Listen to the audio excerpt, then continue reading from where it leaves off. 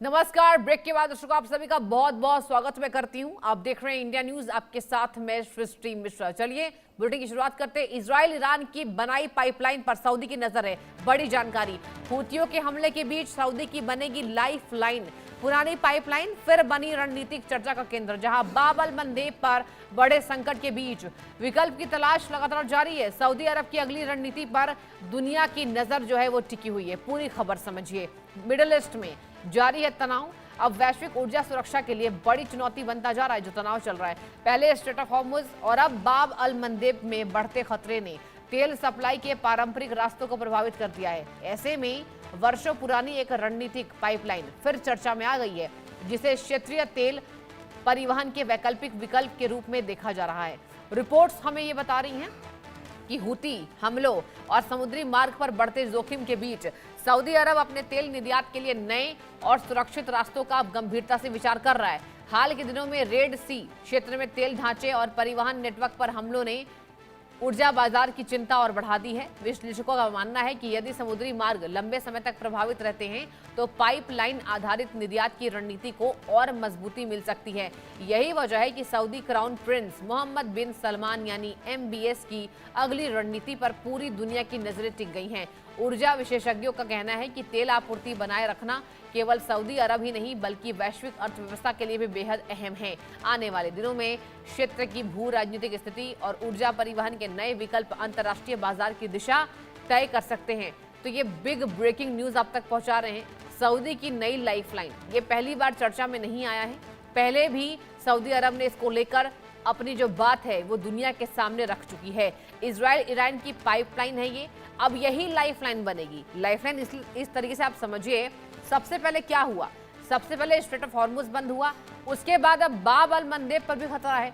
तो सऊदी अरब ये चाहता है कि वो अपना नया विकल्प तैयार करे। अब जिस तरीके से सऊदी के प्रिंस उन्होंने साफ ऐलान कर दिया है कि हम रणनीति बना रहे हैं। सऊदी की नई लाइफलाइन के बारे में पूरी तरीके से समझिए। लाल सागर को भूमध्य सागर से ये जोड़ती है पाइपलाइन। ये बहुत जरूरी है सऊदी के लिए नहीं, पूरे देश भर की, दुनिया भर के लिए। स्वेज नहर के पास कहा जा रहा है कि इसका पूरा जो ठिकाना है वो है। यूरोप तक तेल पहुंचाने के लिए बनाई गई थी। 1967 के युद्ध के बाद बढ़ी थी इसकी जरूरत। मतलब जाहिर सी बात है, जब भी युद्ध होता है उसके बाद नई पाइपलाइन, नई लाइफलाइन ये बन जाती है। आज फिर ऊर्जा सुरक्षा को लेकर लगातार इस पर संशय जो है बना हुआ है। इजराइल ईरान ने मिलकर यहाँ पर इस बता दें आपको 1960 के दशक में अंत में शुरू हुआ था और ईरान की फंडिंग, इजराइल की इंजीनियरिंग इसमें शामिल है।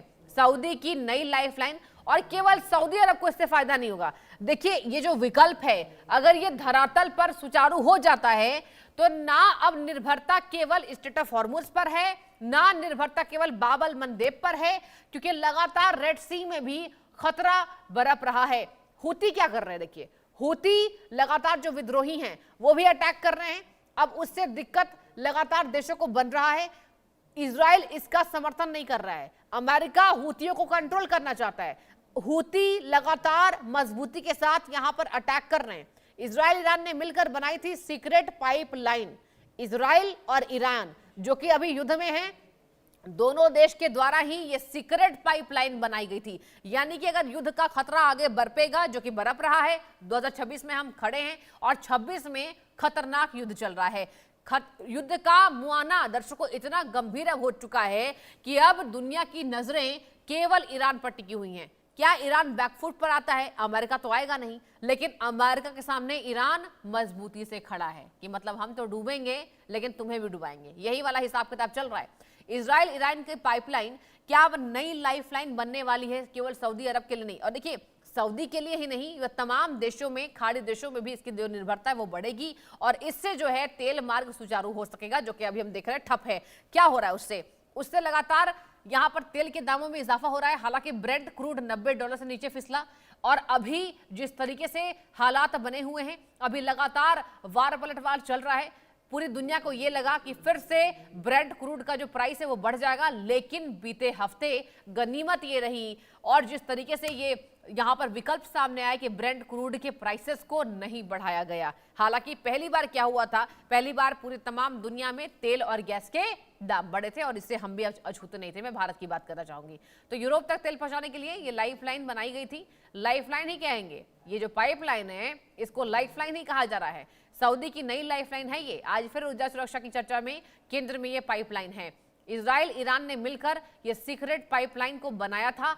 हॉर्मुज के बाद बाब अल मंदेब फिर से बंद हो गया और अब नजरें इस नए पाइपलाइन पर है। जी हां, ईरान की फंडिंग इसमें हुई थी और इजराइल की इंजीनियरिंग इसमें हुई थी। ईरान ने फंड किया था इसको बनाने के लिए, मतलब सारा जो ऊर्जा है, सारा जो पैसा है वो ईरान ने लगाया था और इंजीनियरिंग इसको कैसे बनाना है, किस तकनीक से बनाना है, वो दर्शकों इजराइल ने किया था। जी हां, ये खबर निकलकर सामने आ रही है। लाल सागर को ये भूमध्य सागर से कनेक्शन करती है, जोड़ती है। स्वेज